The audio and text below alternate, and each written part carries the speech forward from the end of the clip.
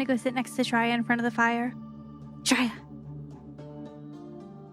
do you like the fireplace? Yes, please. I'm trying to concentrate. Oh. And as I stare deeply into the fire, I take my staff out and I touch the crystal to my face and I start like communing with the fire and meditating with it and becoming one with the ways and means of creating something like this and the house that the fire has been put in, which is this fireplace. I also look into the fire. And I look at him, and I look into the fire, and I look at him, and I look into the fire, and I look at the crystal, and I look back at the fire, and I squint my eyes. And I try to change the color of the fire to match his crystal. Ooh. Okay. What spell are you casting? Control flames. Control flames. Okay. Is that I'm gonna have you roll a d6 for me. Is that a spell? It's a cantrip. Oh, okay. Whew. Speaking of blown up buildings.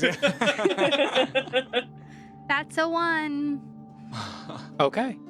D6, what is that? You try and control this fire and try and turn it into this this pinkish hue of Shreya's staff, and it turns blue.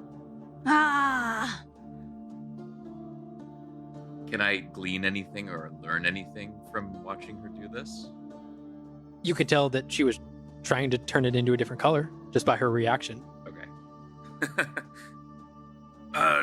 Not my favorite hue of light, but good try.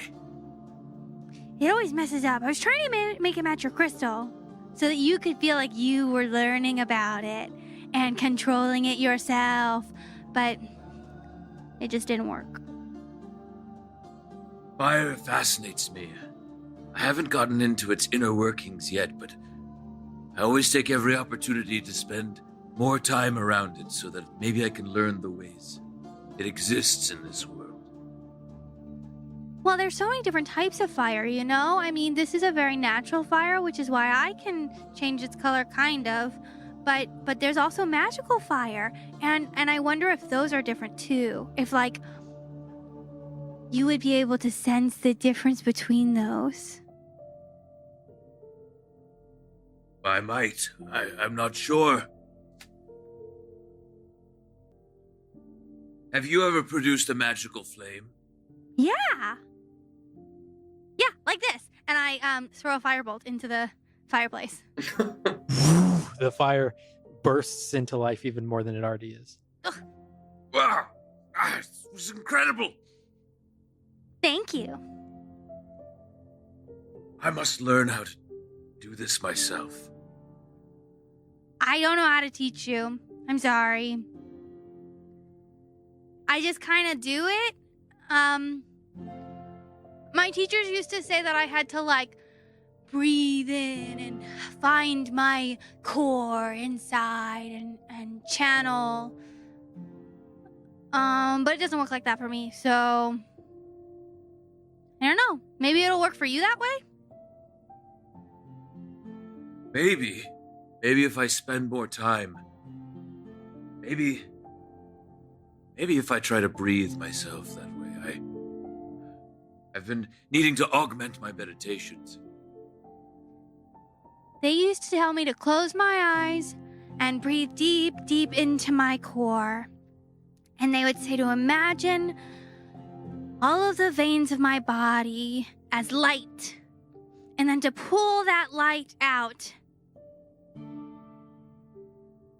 Maybe that'll work for you. It's not what works for me, but it worked for some people. You are wise beyond your years, little girl. And then I'm going to close my eyes and just rest the crystal to my forehead and just start breathing deeply. As he's doing that, I would like to take out the hand. Okay.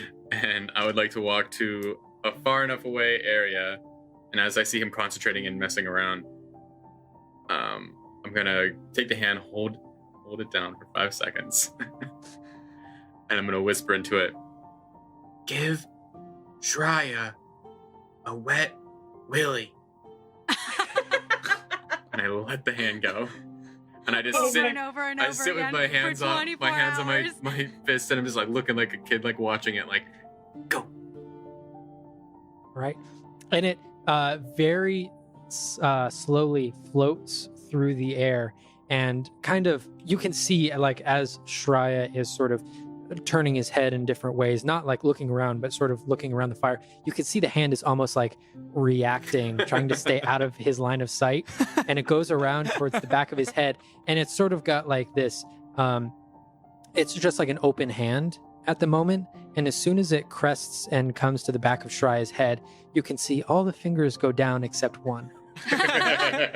Oh my god. And that one finger points towards Shreya, and then it rotates around his head and slowly inserts itself in the area where Shreya's bird ear would be.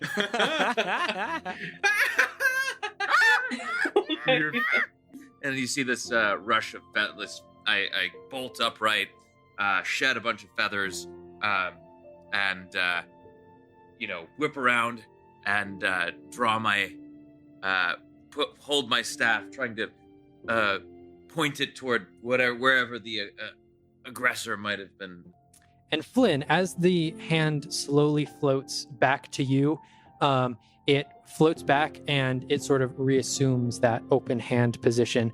And in your head, you hear a voice. What?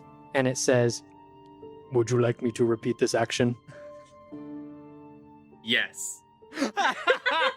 And it slowly floats away, goes back. Shreya, you Look, I'm on my guard. yeah, you are. see this So, hand. like- You see this hand I'm probably floating like towards you. staring at you, Shreya, as it says this thing, and I'm looking at you, and you just see me we're looking at each other, and you just hear me say yes.